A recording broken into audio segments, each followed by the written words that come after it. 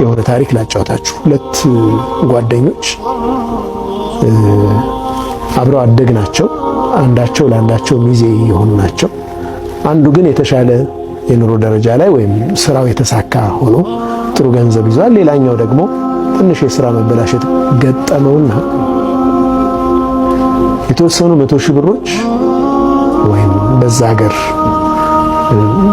ገንዘብ ለመበደር እዛ ጓደኛው ጋር ይሄዳል። ጓደኛ ናቸው፣ አብሮ አደግ ናቸው። ረጅሙን ታሪክ አሳልፈዋል በህይወታቸው። ችግር የለም ግን እኔ ባለቤቴ ጋር አንድ ላይ ስለሆነ የምንሰራው የምሰጥህን ገንዘብ እሷን ማሳመን አለብኝ። እሷን ለማሳመን የቤት ካርታህን እንደሸጥክልኝ እንፈራለን። 400,000 500,000 ሊሆን ይችላል። ኦኬ ችግር የለም። ይሄ ያው ችግሩን ለመፍታት ነው። ጓደኛው ነው ያምነዋል። ፈረመለት።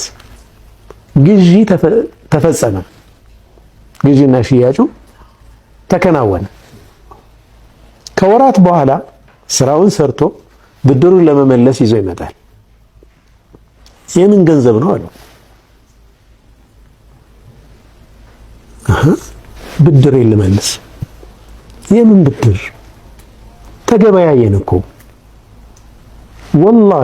ወላሂ ይህ በእኛ በሙስሊሞች ውስጥ የሚሆን ነው። ወላሂ ያኛው ሰውዬ ስትሮክ ወዲያውኑ ፓራላይዝ ሆኖ ወደቀ። ቤቱን ሸጠ።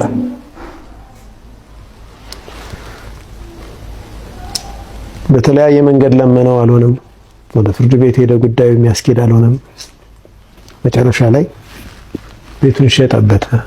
እዛው እሱ ባለበት የገዛው ሰው አያውቅም። እኔ ከፍያለሁ ውጣልኝ አለው። ወጣ። ሰዎች አሰባስበው የሆነ ቤት ተከራይተው አስቀመጡት። የሚገባ የሚወጣው በሰው ነው፣ የሚጸዳዳው በሰው ነው። መጨረሻ አጀሉ ደርሶ ወደ አኺራ ሊሄድ ሲል ውስያ ጽፎ እቺን ውስያ እገሌ ጋ ወደ መቃብር ከመሄዴ በፊት እሱ ሱቅ ላይ በር ላይ አስቀመጡ። ወደ መቃብር ከመሄዳቸው በፊት እሱ ጋር ወስዶ አስቀመጡ። ምንድነው ይሄ?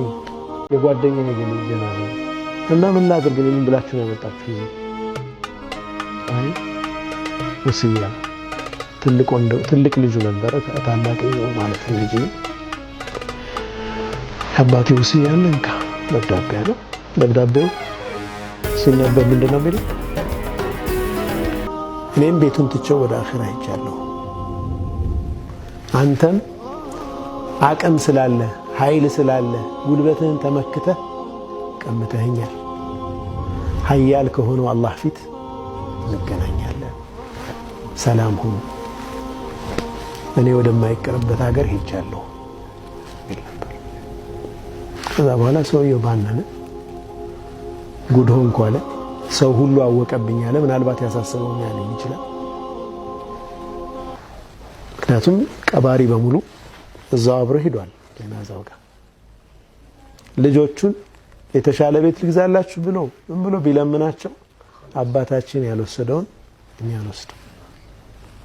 ምን ብለን እንቀበል? አንተ አልኢህቲሳም ቢላህ ወቢሐብሊላህ የሰው ልጅ ከክፉነት የሚጠብቀው ብቻ ሰው እያለው የሌለውን ጓደኛውን ቤቱን በዛ መልኩ መንጠቅ